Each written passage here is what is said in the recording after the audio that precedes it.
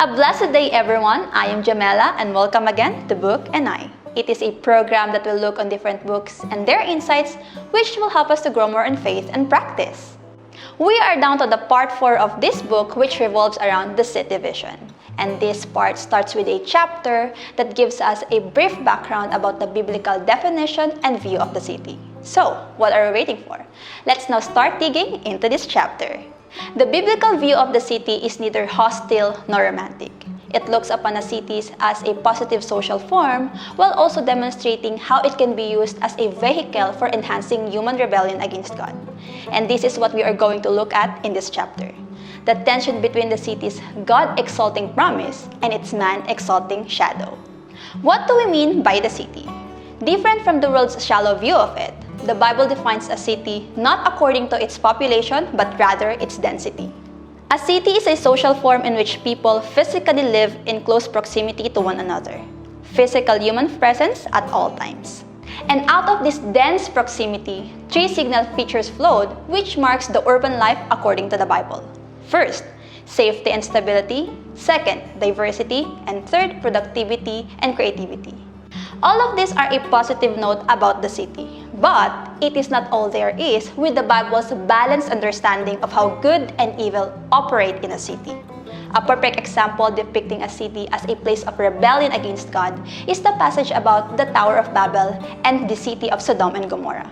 This proves that in the service of human self-aggrandizement, it may work to unravel and destroy the world God made by taking off His lordship.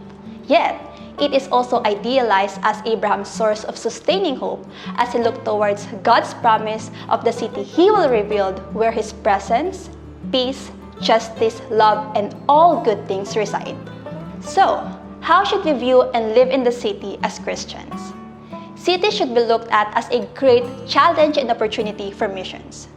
Christians should neither idolize nor demonize the city, but recognize both the challenges and opportunities they present.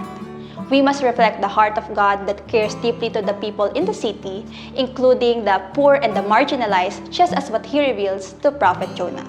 But we must also remain in our identity as in the world, but out of this world.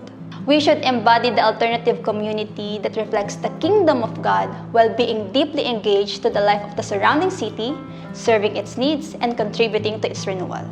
We must be a city within the cities. Just as the author said, the citizens of the city of God are called to be the very best residents of this particular city of man. Loving and serving the city not only shows love and compassion, doing so also strengthens the hands of the people of God, who bear the message of the gospel to the world. How do you engage to the city you belong to? What are the ways you take action to show your love and to serve the city you belong to? Again, we are called to be the very best residents of this world, to love the city with the heart of God. So I hope our lives will reflect where our hope lies and to boldly share the source of our hope to others. And this is the chapter we have today. Hope you learned something and may the peace of Christ be with us all. Again, this is Book and I.